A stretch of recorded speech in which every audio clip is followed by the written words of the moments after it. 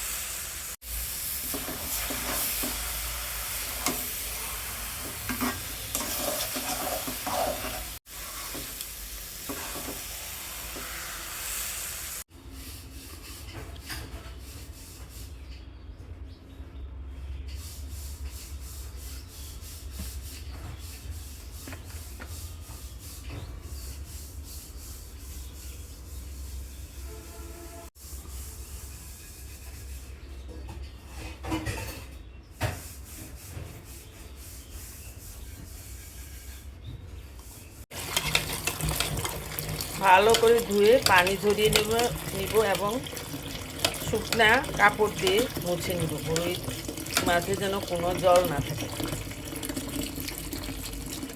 কেমন আছো সবাই? পাঁচ মিশলি জীবনে স্বাগত জানাই। বন্ধুরা, আমি আজকে তোমাদের মাঝে শেয়ার করবো বড়ির আচার। সেটা আমার গাছের বড়ই এবং টক মিষ্টি, খুব বেশি টক না আবার মিষ্টিও না। এ ধরনের বড়ি দিয়ে আচার করছি। সম্পূর্ণ ভিডিওটি আশা করে দেখতে। ধুয়ে নিলাম। এখন একটা করে বড়ির বোটাগুলি ফেলে দেব, কারণ জল লাগানোর আগে যদি বোটা ছিঁড়ে ফেলতাম জল ভিতরে ঢুকে যেত, বড়ির আচার নষ্ট হয়ে যেত খুব তাড়াতাড়ি। আচারের জন্য মশলা নিয়েছি, মশলা ভেজে দিব। শুকনা মরিচ, 2টা তেজপাতা, ধনিয়া, জিরা, মিষ্টি জিরা, 4টা ছোট এলাচ, কিছু দারুচিনি, এগুলি শুকনো খোলায় ভেজে গুঁড়া করে নেব।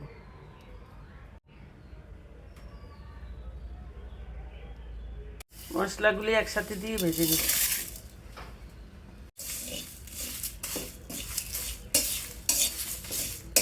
মশলাটা খুব হালকা করে ভেজে নিলাম, নামিয়ে ফেলব।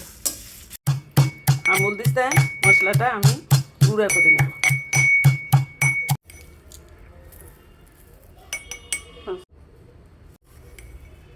মশলাটা গুঁড়া করে নিলাম। কড়াই বসিয়ে দিলাম, দিয়ে দিব তেল।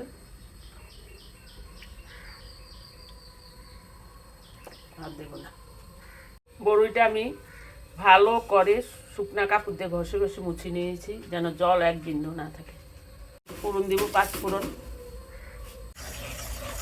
ফোড়নটা ফুটে গেছে, এখন দিয়ে দেবো বড়ি।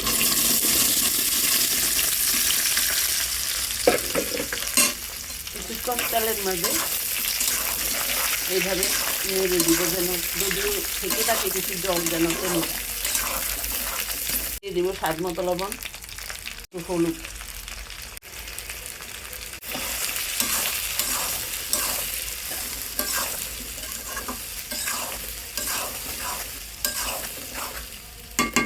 বড়িগুলি খুব বেশি টক না, মিষ্টি টক, মিষ্টি বেশিরভাগ, তার জন্য কমই দিলাম। গুড় দিয়ে করি, অনেকে চিনি দেওয়া করে, চিনি দিয়েও করা যায়, কিন্তু আমি গুড় দিয়ে করি। যে কোনো আচার কিছু গুড় দিয়ে ভালো।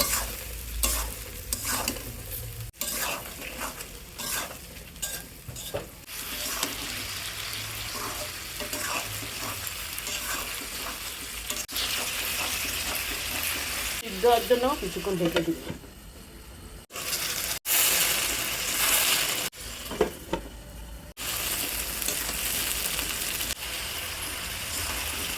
এখন দিয়ে দেবো অর্ধেক মশলা।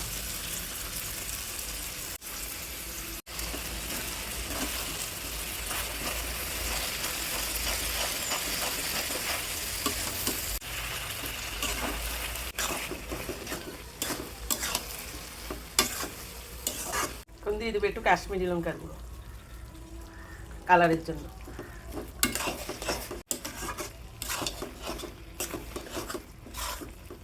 আচারটা প্রায় মোটামুটি কমপ্লিট। নামানোর আগে আর একটু মশলার গুঁড়ো দিয়ে দিব, এই মশলাটা আমি করেছিলাম। এখন দিয়ে দিব 1 চামচ ভিনেগার, যেন নষ্ট না হয় তার জন্য একটু ভিনেগার দিয়ে দিলাম। আচার রান্না আমার কমপ্লিট। কেমন লাগলো আজকের আচারের রেসিপিটি কমেন্ট বক্সে লিখবে। আবারও আসবো মাঝে মাঝে অন্য কোনো নতুন রেসিপি নিয়ে। ততক্ষণ পর্যন্ত ভালো থাকবে, সুস্থ থাকবে, নিরাপদে থাকবে এবং পাঁচমিশালি জীবনের সাথেই থাকবে। বাই।